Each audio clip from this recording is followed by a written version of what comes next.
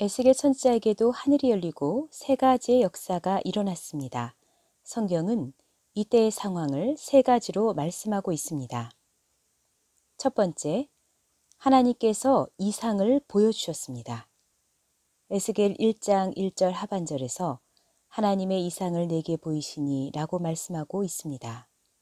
여기 이상은 히브리어 마르아로 환상, 비전을 뜻합니다. 마르아에는 거울이라는 뜻도 있는데 유리가 없던 시대의 거울은 늘 깨끗하게 닦고 집중해서 보아야만 뚜렷한 형상을 볼 수 있었습니다. 하나님께서는 하늘을 여시고 에스겔에게 하나님의 이상을 보여주시되 집중해서 보게끔 하신 것입니다. 그 이상은 1차적으로 에스겔 1장 4절에서 28절의 내용이며 나아가 에스겔서 전체의 내용이라고 할 수 있습니다. 에스겔이 이 이상을 본 때는 사로잡힌 지 5년으로 주전 593년경입니다. 이때는 주전 605년, 제1차로 바벨론에 끌려온 지 햇수로 13년 되던 때이며 주전 597년에 제2차로 바벨론에 끌려온 사람들에게는 햇수로 5년이 되던 때입니다.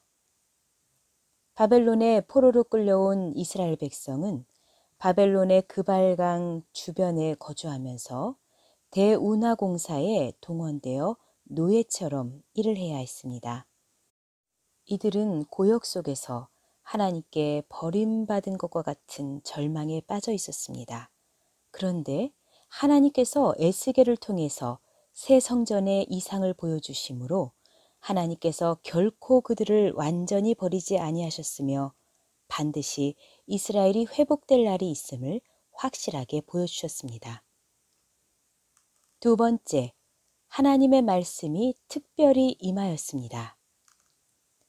에스겔 1장 3절에서 여호와의 말씀이 부시의 아들 제사장 나 에스겔에게 특별히 임하고 라고 말씀하고 있습니다. 여기 특별히 임하고는 히브리어로 하요, 하야인데 뭐뭇이다, 뭐뭇이 있다 라는 뜻의 하야의 부정사형과 동사형이 연결되어 동사의 뜻을 한층 강조하는 용법입니다. 에스겔 선지자에게 확실하고 명백하게 하나님의 말씀이 임하였다는 것입니다.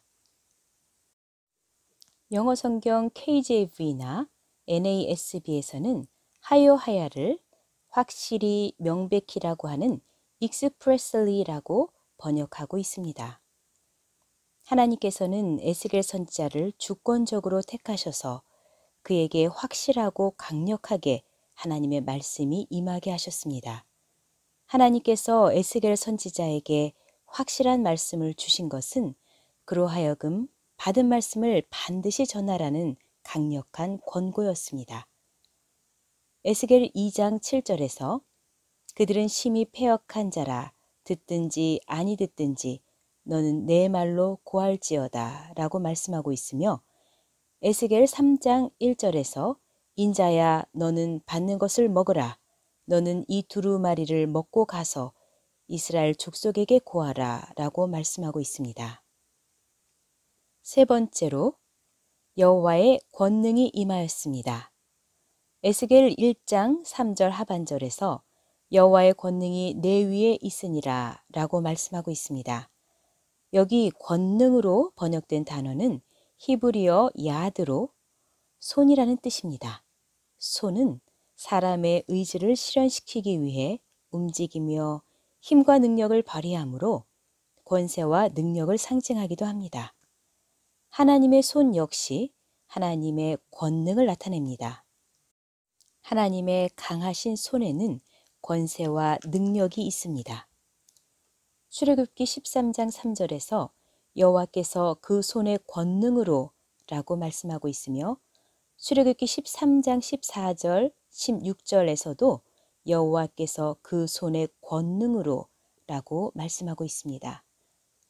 에스겔서에서는 하나님의 권능의 손이 임했다는 표현이 7번이나 기록되어 있습니다.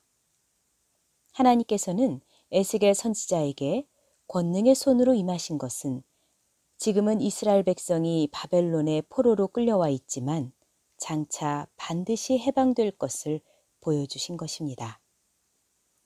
이스라엘 백성이 대적 바로의 손에서 해방되어 애굽에서 탈출하게 된 것도 하나님의 권능의 손이 역사하셨기 때문입니다.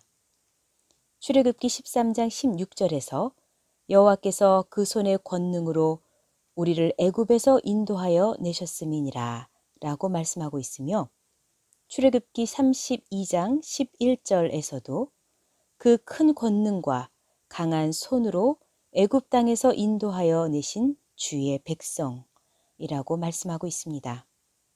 이스라엘을 애굽의 노예 생활에서 해방시킨 것도 바벨론의 포로 생활에서 해방시킨 것도 모두가 하나님의 권능의 손의 역사인 것입니다.